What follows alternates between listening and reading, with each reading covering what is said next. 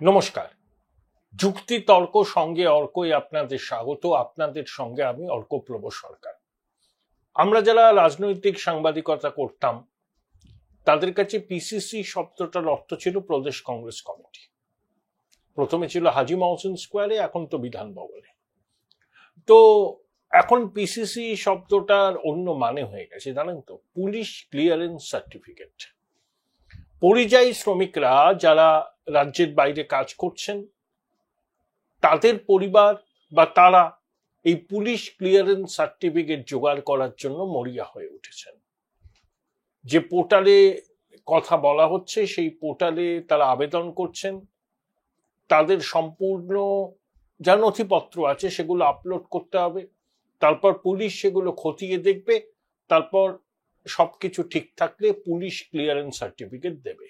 এই police clearance certificate কার্যত একটা ছাড়পত্র পরিযায়ী শ্রমিকদের কাছে যারা পশ্চিমবঙ্গের বাইরে বিভিন্ন রাজ্যে কর্মসূত্রে আছেন, তারা যে পশ্চিমবঙ্গের বৈধ নাগরিক তার প্রমাণ। দেখুন, দেশ জুড়ে বাংলাদেশি অনুপ্রবেশকারী এবং রোহিঙ্গা চিহ্নিতকরণ একটা উদ্যোগ শুরু হয়েছে, কেন্দ্রীয় সরকার করছে, কিন্তু সমস্ত রাজ্য সরকার কিন্তু এই উদ্যোগে সামিল। সেটা আমাদের দিদিমণির ভাতৃপ্রতিম অরবিন্দ কেজরিওয়ালের আম আদমি পার্টির পাঞ্জাবের সরকার হোক, বা স্টালিনের ডিএমকে সরকার হোক তামিলনাড়ুতে, এবং বিজেপি শাসিত অন্যান্য রাজ্য তো করছে, এবং সেটা নিয়ে বিতর্ক চরমে উঠেছে। এখন প্রশ্ন হলো, বাংলাদেশি সন্দেহে যাদেরকে আটক করা হচ্ছে তারা সবাই কি বাংলাদেশি? একদমই নয়। সন্দেহের বশে আটক করা হচ্ছে। কিছু ভারতীয় নাগরিক হেনস্থার মুখে পড়ছেন, তারপর তারা যখন বৈধ কাগজপত্র জমা দিচ্ছেন তখন তাদেরকে সংশ্লিষ্ট রাজ্যের পুলিশ ছেড়ে দিচ্ছে। এরকমই একটা ঘটনা ঘটেছে মিরাজ শরীফ বলে। ছেলেটি গুরগাঁওয়ে কর্মসূত্রে আছে, আদপে উত্তর দিনাজপুরের বাসিন্দা। সে কাজ করছে ওখানে, কিন্তু ছেলেটি সেভ ট্রি, সেভ এনভায়রনমেন্ট এই সমস্ত কাজের সঙ্গে যুক্ত, সেই জন্য দিল্লি থেকে মেঘালয় পর্যন্ত সাইকেলে যাত্রা করেছে। রায়গঞ্জের বিধায়ক কৃষ্ণ কল্যাণের উদ্যোগে যে রান ফর রায়গঞ্জ বলে একটা ম্যারাথন হয়েছিল তাতে অংশ নিয়েছিল। সেই ছেলেটি বিপদে পড়ে কৃষ্ণবাবুর সঙ্গে যোগাযোগ করেন এবং তার সমস্ত কাগজপত্র কৃষ্ণবাবুকে পাঠান। সেখানে প্যান কার্ড, আধার কার্ড, এমনকি পাসপোর্ট পর্যন্ত আছে। তো কৃষ্ণবাবু তাকে সহায়তা করেন। আমার তো তার ডকুমেন্ট দেখে মনে হলো যে সে বাংলাদেশি নাগরিক নয়, মানে আমার ধারণা, আমি সত্যি মিথ্যা বলতে পারবো না, কারণ তার পাসপোর্ট পর্যন্ত আছে। আপনারা আপনাদের স্ক্রিনে তার পাসপোর্টের ছবি, প্যান কার্ডের ছবি সবই দেখতে পাবেন। এই ধরনের ঘটনা একেবারেই কাঙ্ক্ষিত নয়। অনুপ্রবেশকারী বাংলাদেশিদের চিহ্নিত করে তাদের ডিপোর্ট করতে হবে, এটা নিয়ে কোনো রকম সংশয় কারোর মধ্যে থাকা উচিত নয়। এটা নিয়ে একটা সার্বিক ঐক্যমত্য গড়ে ওঠা জরুরি। কিন্তু একজনও ভারতীয় নাগরিক যাতে হেনস্থার মুখে না পড়েন সেটাকেও নিশ্চিত করতে হবে। ভারতীয় নাগরিক তিনি ধর্মে হিন্দু হন, মুসলমান হন, খ্রিস্টান হোক, শিখ হন, বৌদ্ধ হন, জৈন হোক, ভারতের সংবিধান তাকে ভারতের যে কোনো প্রান্তে গিয়ে থাকার, পড়াশোনা করার, কাজ করার অধিকার দিয়েছে। সেই অধিকার যেন কখনো বিঘ্নিত না হয়। অনুপ্রবেশকারী চিহ্নিত করার নামে শুধুমাত্র বাংলায় কথা বলার জন্য কোনো পশ্চিমবঙ্গের বাঙালি বা ভারতীয় বাঙালি যেন হেনস্থার মুখে না পড়েন, এটা কিন্তু সব রাজ্যের প্রশাসনকে সতর্ক থাকতে হবে। একবার শুনে নিন সংক্ষেপে কৃষ্ণবাবু কি বলেছেন। মিরাজ শরীফ আমাকে ফোন করেছিলেন। তিনি আমাদের উত্তর দিনাজপুর বাঙালবাড়ির বাসিন্দা। তিনি 15 দিন আগে গুরগাঁওয়া নিজের কাজের জন্য উনি গিয়েছিলেন। তো ওখানে যাওয়ার পর ওনার সাথে যারা চীনা পরিচিত ছিল তাদেরকে পুলিশ ধরছে, পুলিশ ডিটেনশন ক্যাম্পে নিয়ে যাচ্ছে, হ্যারাসমেন্ট করতেছে। মানে তার বক্তব্য যেটা আছে, বাংলা ভাষায় যে কথা বলছে তাদেরকেই পুলিশ গ্রেফতার করছে আর ভাবে নেন তাদের প্রতি অত্যাচার করছে। তো আমাকেও উনি ফোন করে বললেন যে দাদা আমি বাড়িতে ফিরতে চাই, কিন্তু আমি 15 দিন ধরে আছি এখানে, কোনো কাজে কোথাও বেরোতে পারছি না, মাথা লুকিয়ে আমি রয়েছি, আমার কাছে টাকা পয়সাও নাই, আপনি যদি একটু আমাকে হেল্প করতেন তাহলে আমি ফিরে যেতে পারতাম। তো আমি এই কথা শোনার পর ওনাকে আর্থিকভাবে সহযোগিতা করলাম যাতে ও ফিরে আসতে পারে। কেননা তিনি তার পরিচয় দিলেন, আমাকে ডকুমেন্টস পাঠালেন, ওনার ভোটার কার্ড, আধার কার্ড, প্যান কার্ড আর ভাবে নেন পাসপোর্টেরও ফটোকপি আমাকে পাঠালেন। আর নিজের পরিচয় দিলেন যে রান ফর রায়গঞ্জে যখন আমরা করেছিলাম সেই রান ফর রায়গঞ্জে উনি পার্টিসিপেট করেছিলেন, প্লাস সেফ গ্রিনের জন্য উনি দিল্লি থেকে মেঘালয় অবধি সাইকেল চালিয়ে গিয়েছিলেন। তো বিভিন্ন সোশ্যাল অ্যাক্টিভিটির সাথে যুক্ত আছে। তো কথা হচ্ছে যেই হিসাবে পশ্চিমবঙ্গের বাইরে যেগুলো বিজেপি পরিচালিত রাজ্যগুলো আছে, যেই হিসাবে বাংলাভাষীদের যারা বাংলা ভাষায় কথা বলছে তাদেরকে যে হিসেবে অনীহা, যে হিসেবে তাদের প্রতি মানে অত্যাচার হচ্ছে, এটা সত্যি খুব দুর্ভাগ্যজনক। আজকে আপনারা চিন্তা করুন যে 2024-এ লোকসভার নির্বাচন হয়েছিল। আজকে ভাবে না আমরা বিহারে শুনতেছি 80 লক্ষ ভোট কেটে ভোটারের নাম তালিকা থেকে বাদ গিয়েছে, পশ্চিমবঙ্গ নাকি যাবে। আজকে বিভিন্ন জায়গায় যদি এমনি করে তালিকা থেকে যদি বাদ যায়, তো আজকে ভাবে না 2024 সালে তাহলে লোকসভার নির্বাচনও তো তাদের যদি ভোট যদি অবৈধ থাকে, তাহলে প্রধানমন্ত্রী অবৈধভাবে উনি হয়েছেন প্রধানমন্ত্রী, আমিও তাহলে এমএলএ হিসাবে আমি অবৈধভাবে এমএলএ হয়েছি। তাহলে তো আজকে প্রধানমন্ত্রীকেও ইস্তফা দেওয়া উচিত আর আমাকেও এমএলএ হিসাবে ইস্তফা দেওয়া উচিত। আজকে যেই হিসাবে মানে আমাদের মানে সংবিধানকে না মেনে নতুন করে বিজেপি আরএসএস যৌথভাবে সংবিধান রাখার চেষ্টা করছেন, এটা আমি মনে করি গণতন্ত্রের হত্যা হচ্ছে। আমাদের সকলকে এখন জাগা উচিত। আমি তো নিজে বঙ্গভাষী বাংলাভাষী হিসাবে নিজেকে গর্বিত মনে করি। তো যারা পশ্চিমবঙ্গে আছে কিংবা পশ্চিমবঙ্গের বাইরে আছে, তাদের প্রত্যেকের নিজের বাংলা ভাষাকে নিয়ে গর্ব করা উচিত। আর এটা নিয়ে আমরা প্রতিবাদে নামবো। আমাদের মাননীয় মুখ্যমন্ত্রী মমতা বন্দ্যোপাধ্যায় 27 তারিখ থেকে এই ভাষা আন্দোলন নিয়ে আমরা পথে নামতেছি, যাতে পশ্চিমবঙ্গের বাইরে সাধারণ বঙ্গবাসীকে বাংলাভাষীকে যাতে কোনো অত্যাচারের কবলে না পড়তে হয়, তার জন্য আওয়াজ তুলব। মানে তাদের কাছে এই ব্যক্তির সাথে আমরা কথা বলেছি, তিনি বলছেন যে সচিত্র পরিচয়পত্র রয়েছে, পাসপোর্ট পর্যন্ত রয়েছে, তাও তাকে হ্যাকেল করা হচ্ছে। এই যে তার একটাই অপরাধ, সে বাংলা ভাষায় কথা বলে। তো এই জিনিসটাই তো এখন ভারত কেন আজকে আপনি দেখুন ইতিহাস বলে বাংলা ভারতবর্ষকে দিশা দেখায়। আজকে যেই হিসাবে আমাদের মাননীয় মুখ্যমন্ত্রী মমতা বন্দ্যোপাধ্যায়ের জনপ্রিয়তা শুধু বাংলায় নাই, দেশ জুড়ে যে হিসাবে শ্রীবৃদ্ধি ঘটছে, তাতে কোথাও না কোথাও ভাবে নেন বিজেপি সরকার মানে ভয় পাচ্ছে যে হয়তো এবার যে হিসাবে জনাদেশ যেটা ওনারা বুঝতে পারছেন, মমতা বন্দ্যোপাধ্যায়ের দিকে যে হিসাবে জনপ্রিয়তা বাড়ছে আর আগামী দিনে জনাদেশও মমতা বন্দ্যোপাধ্যায়ের পাশে থাকবে, সেই ভয় পেয়ে যে একজন বঙ্গজননী প্রধানমন্ত্রী হয়ে যেতে পারেন, বিজেপিকে গতিচ্যুত করতে পারেন, সেই জন্য বাংলার বিরুদ্ধে ওনারা চক্রান্ত করছে। নিশ্চিত ও আসলে পরে যদি আসে ও আমাকে বললো দেখা করবে, আমি যাই, ও আসুক, যাই হোক ওনার সাথে আসলে পরে আমার সাথে নিশ্চিত সাক্ষাৎ হবে। দাদা বলছি রায়গঞ্জ বিধানসভায় হেল্পলাইন মানে নাম্বার না, অলরেডি এমন আমার কাছেও এসেছে যে আমার মারাইপুরা অঞ্চল থেকে কিছু যারা বাইরে কাজ করে তাদের পরিচয়পত্র সবকিছু আছে, কিন্তু সেখানকার মানে দিল্লি কিংবা হরিয়ানা যেখানেই আছে তারা, সেখানকার সরকার সেটাকে মানছে না। তার জন্য আমি আমার ভেরিফিকেশন করে আমিও আমার লেটার প্যাডে যে আমরা যে বিধায়ক হিসেবে একটা রেসিডেন্সিয়াল সার্টিফিকেট ইস্যু করি, সেটাও আমি ইস্যু করেছি আমার লেটার প্যাডেও, যে ওনাকে আমি চিনি, তার ইয়েটাও আমরা দিয়েছি, কিন্তু সেটাও তারা মানছে না। তখন আমি রায়গঞ্জ পুলিশের আইসিকেও আমি বললাম যে এটা পুলিশ ভেরিফিকেশন করে আপনারা পাঠান। দেখুন, যে কোনো ডকুমেন্টসকে, পশ্চিমবঙ্গের কোনো ডকুমেন্টসকে তারা তাওজ্জু দিচ্ছে না, তারা মানতে নারাজ।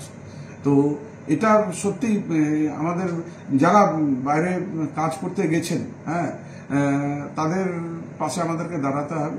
তাদেরকে কি করে আমরা সহযোগিতা করব আমাদের শীর্ষ নেতৃত্বকে আমরা জানাচ্ছি। আমি দিল্লিতে বলতো কালকে এই ব্যাপারগুলো জানিয়েছি। এখন ওনাদের কাছে মানে শীর্ষ নেতৃত্বের কাছে সাজেশন নিয়ে আগামী দিনে যেটা করবেন সেটা আমরা। দেখুন, আমাদের রাজ্যের শাসক দলের কাছে 2026-এর বিধানসভা নির্বাচন কার্যত অগ্নি পরীক্ষা। দেখুন, প্রতিটা নির্বাচনে খুব চ্যালেঞ্জিং। 2011 সালে মমতা বন্দ্যোপাধ্যায় ক্ষমতায় আসলেন, সেটাও যেমন চ্যালেঞ্জিং ছিল যে তিনি শেষ পর্যন্ত পারবেন কি 34 বছরের বাম শাসনের অবসান ঘটাতে। তিনি পেরেছিলেন, একটা রেনবো কোয়ালিশন করে পেরেছিলেন। 2016 সালের নির্বাচনে দেখুন, তৃণমূলকে চ্যালেঞ্জ জানালো বাম কংগ্রেসের জোট। শক্ত নির্বাচন ছিল, কিন্তু মমতা বন্দ্যোপাধ্যায় সাফল্য পেলেন। 2021-এর নির্বাচনের আগে 2019-এর লোকসভা নির্বাচনে বিজেপি 18টা আসন পেল। 127টার কাছাকাছি বিধানসভা নির্বাচনে এগিয়েছিল। বিজেপির নেতারা ভাবতে শুরু করে দিয়েছিলেন তারা ক্ষমতায় আসছেন, এমনকি একটা মন্ত্রিসভা পর্যন্ত গঠন করে ফেলেছিলেন। বহু লোক তৃণমূল থেকে বিজেপিতে এসেছিল। প্রশান্ত কিশোরের মস্তিষ্কপ্রসূত স্লোগান বাংলা তার মেয়েকেই চায় ক্লিক করে গেল। তাছাড়া দিদিকে বলো সহ নানাবিধ কর্মসূচি। কিন্তু 2026-এর নির্বাচনে এগুলো কিন্তু আর কাজ দেবে না। দেখুন, দুয়ারে সরকার বলুন, পাড়ায় সমাধান বলুন, বুথ ভিত্তিক সমাধান বলুন, এই প্রকল্পগুলো চলছে অনেকদিন ধরে। সম্প্রতি মমতা বন্দ্যোপাধ্যায় যে প্রকল্পটার কথা বলছেন, 8,000 কোটি টাকা বরাদ্দ করেছেন, 3টে বুথ নিয়ে একটা ক্লাস্টার, বুথের উন্নয়ন এবং বুথে কি কি সমস্যা আছে সেগুলো সমাধান। এগুলো হচ্ছে পাড়ায় সমাধান আর বুথ ভিত্তিক সমাধানের মধ্যে কোনো পার্থক্য নেই। তা এগুলো মরিয়া হয়ে করছেন। দেখুন, উন্নয়ন হলে তো কোনো অসুবিধা নেই, কিন্তু এই যে 8,000 কোটি টাকা মুখ্যমন্ত্রী বরাদ্দ করলেন, এই টাকার সংস্থান তার বাজেটে ছিল না। হয় তিনি অন্য দপ্তরের বরাদ্দ কাটছাট করবেন, না হলে আবার বাজার থেকে ঋণ নেবেন। কতটা ডেসপারেট শাসক 2026-এর আগে এই ধরনের প্রকল্পের হঠাৎ ঘোষণাকারী প্রমাণ করে। কিন্তু 2026-এর নির্বাচন যেটা হবে সেটা তৃণমূলের কাছে এযাবৎকালের সব থেকে চ্যালেঞ্জিং নির্বাচন। 2021-ও নয়। আপনি বলতে পারেন 2021-এ আগে 19-এ বিজেপি 18টা পেয়েছিল, 2024-এ 12টা লোকসভা পেল, কিন্তু বিজেপির ভোট বাড়লো, 100টার কাছাকাছি আসনে তারা এগিয়ে রইল। তৃণমূল 29টা আসন পেল। তা সত্ত্বেও তাদের এত উদ্বেগের কারণ কি? উদ্বেগের কারণ হচ্ছে এই সরকার দুর্নীতিকে একটা প্রাতিষ্ঠানিকীকরণ করেছে, বা এই দল যারা ক্ষমতাসীন দল, এরা পশ্চিমবঙ্গের একটা বড় অংশের মানুষের মনে একেবারে দৃঢ়ভাবে গেঁথে গেছে। এমনকি যারা তৃণমূল দলটার সমর্থক পরিবার, তারাও কিন্তু এটা অন্তত বিশ্বাস করতে শুরু করেছেন যে এই জমানায় দুর্নীতির প্রাতিষ্ঠানিকীকরণ হয়েছে, সর্বত্র দুর্নীতি। আমি এগুলো আপনারা জানেন, বারবার বলে আপনাদের বিরক্তির উদ্রেক করব না। আজ যে পোলারাইজেশন বা মেরুকরণটা শুরু হয়েছিল 2018 থেকে, সেই মেরুকরণটা একেবারে সম্পূর্ণ হয়ে গেছে। সম্পূর্ণ হয়ে গেছে। মানে হিন্দু ভোটের 55% বিজেপি পেয়েছিল লোকসভা নির্বাচনে 2024 সালে। তারপর দেখুন অনেক ঘটনা ঘটেছে। 2024-এর জুলাই আগস্ট অভ্যুত্থান বাংলাদেশে, সেখানে সনাতনীরা আক্রমণের মুখে পড়েছেন, ঘর ছাড়া হয়েছেন, সনাতনী মাতৃশক্তি নিগ্রহের মুখে পড়েছেন। বাংলাদেশে সনাতনীদের কার্যত এথনিক ক্লিনজিং এর চেষ্টা হচ্ছে। তারপর ধরুন আমাদের বাংলায় মালদার মোথাবাড়ি, মুর্শিদাবাদের শামসেরগঞ্জ। তারপর 22 এপ্রিল 2025 পেহেলগামে ধর্ম পরিচয় জেনে জঙ্গিদের হত্যা করা এবং তার প্রত্যুত্তরে ভারতের অপারেশন সিন্দুর। এই সমস্ত ঘটনা মেরুকরণটাকে কার্যত আমি বলবো 90% সম্পূর্ণ করে ফেলেছে, এবং নির্বাচনের আগে মেরুকরণটা পুরো সম্পূর্ণ হয়ে যাবে। তৃণমূল হচ্ছে ধর্মীয় সংখ্যালঘুদের 100টার মধ্যে 95টা ভোট পাবে আর বেনিফিশিয়ারি। কিন্তু এই অঙ্ক দিয়ে বারবার কিন্তু নির্বাচনে জেতা যায় না। যখন বিজেপি 2 কোটি 33 লক্ষ সামথিং ভোট পেয়েছে, তারা 98% হিন্দু ভোট। এই হিন্দু ভোটের মধ্যে হিন্দু মহিলারাও ভোট দিয়েছেন। তারা কিন্তু অনেকেই লক্ষ্মীর ভান্ডার, কন্যাশ্রীর সুফল পেয়েছেন। তাই বেনিফিশিয়ারিরা তৃণমূলকে একচেটিয়া ভোট দেবে এটার কোনো ব্যাখ্যা নেই, কোনো কারণও নেই। কারণ এই লক্ষ্মীর ভান্ডার, এই প্রকল্পের সুফল তৃণমূল নতুন করে পাবে না, কারণ পেয়ে এসছে তারা এতদিন।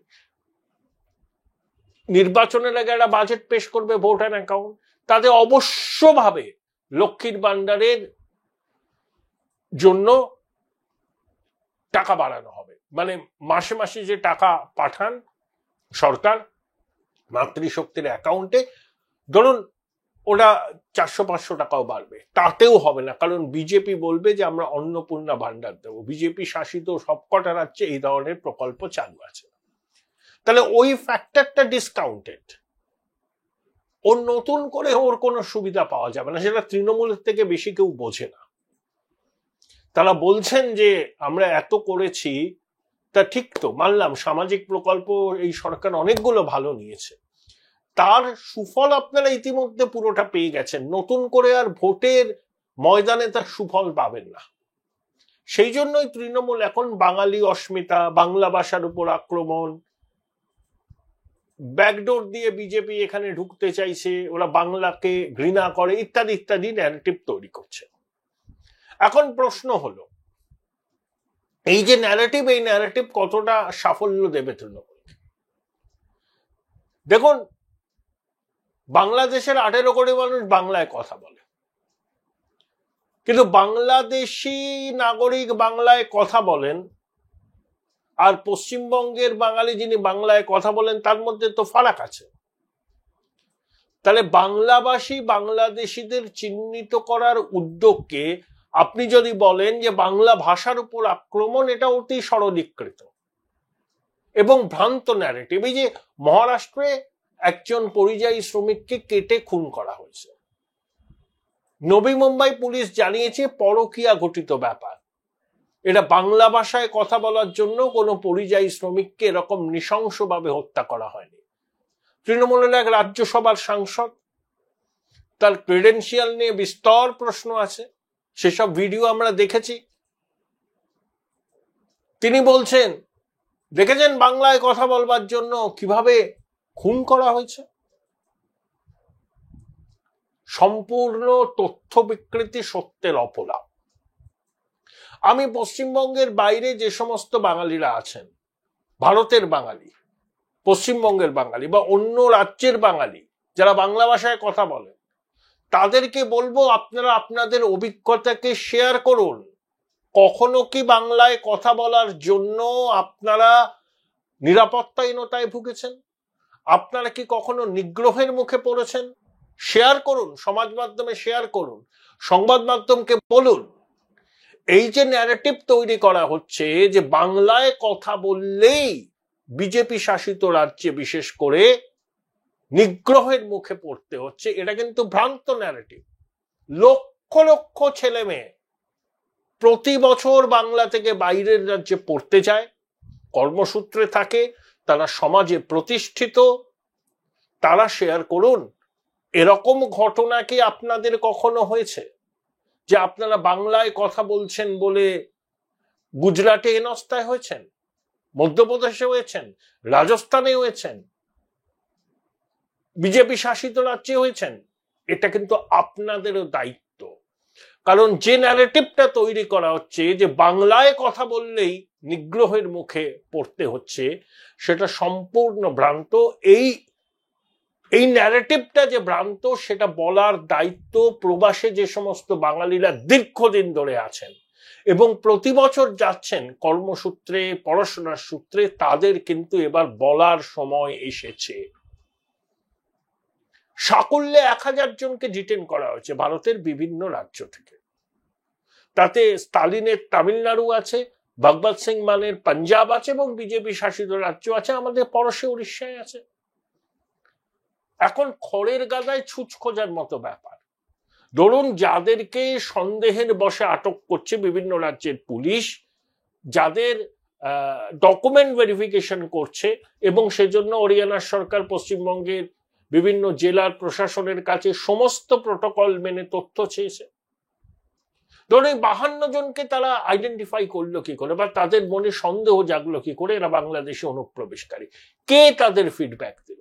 বিজেপির রাজ্যসভার সাংসদ সভাপতি পশ্চিমবঙ্গের শ্রমিক ভট্টাচার্য বলেছেন যে ভিন রাজ্যে ভারতীয় বাঙালিরা, পশ্চিমবঙ্গের বাঙালিরা সংশ্লিষ্ট রাজ্যের প্রশাসনকে এই সব নামের তালিকা দিচ্ছেন যে এদের ক্রেডেনশিয়াল যাচাই করার দরকার। তারা মনে করছেন এরা পশ্চিমবঙ্গের বা ভারতের বাঙালি নয়, এরা অনুপ্রবেশকারী বাংলাদেশি।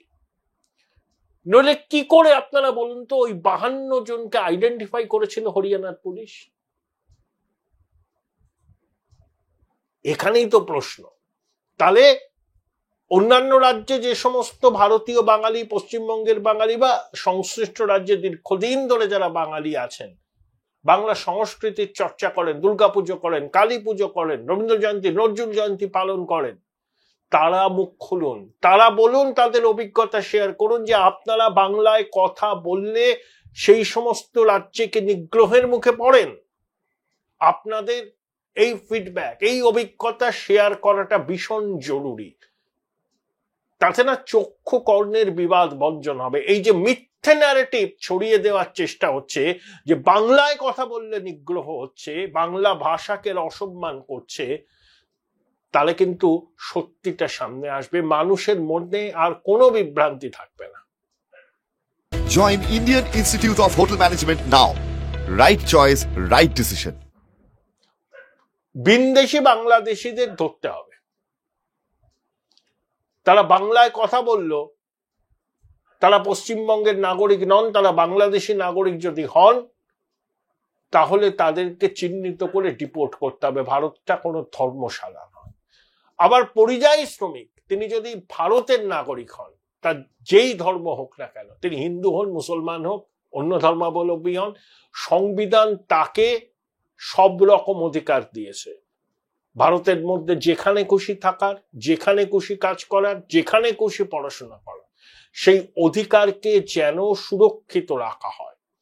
বাংলাদেশি খোঁজার নামে একজনও প্রকৃত ভারতীয় নাগরিক যেন হেনস্থার মুখে না পড়ে, এটাকেও এনশিওর করতে হবে।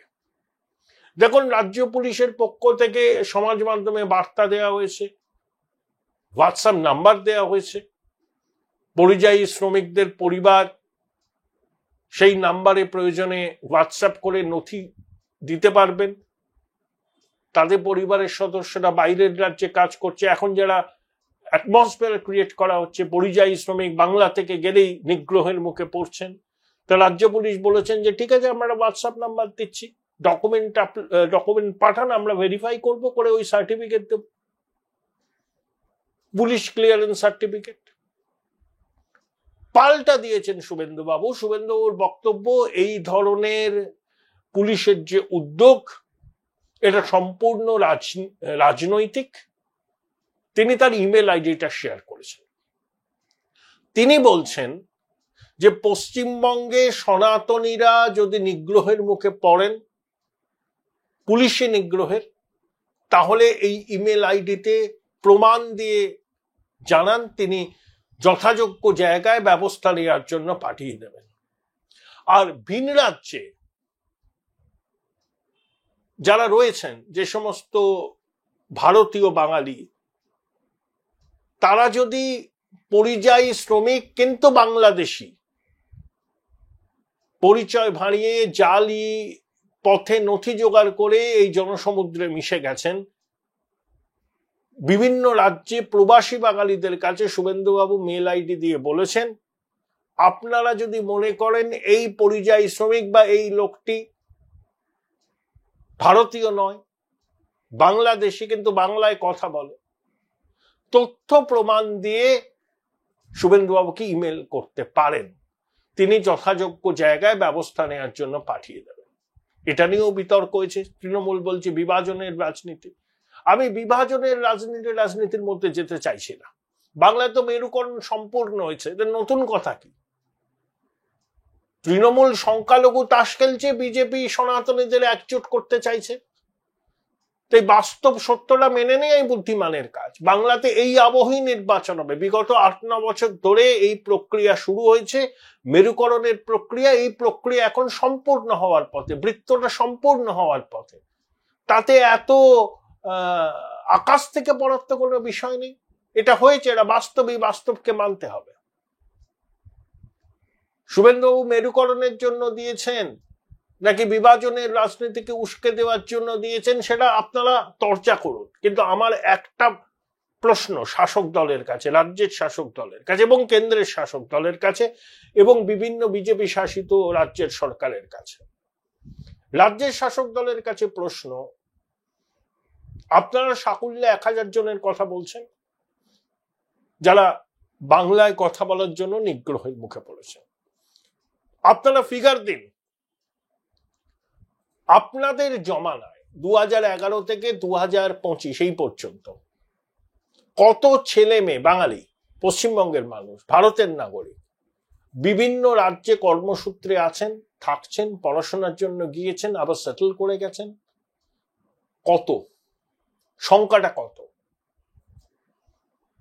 আপনারাও তাদের সঙ্গে যোগাযোগ করে তাদের বক্তব্য জানুন না যে আপনারা কি কখনো নিগ্রহের মুখে পড়েছেন বাংলা ভাষায় কথা বলার জন্য?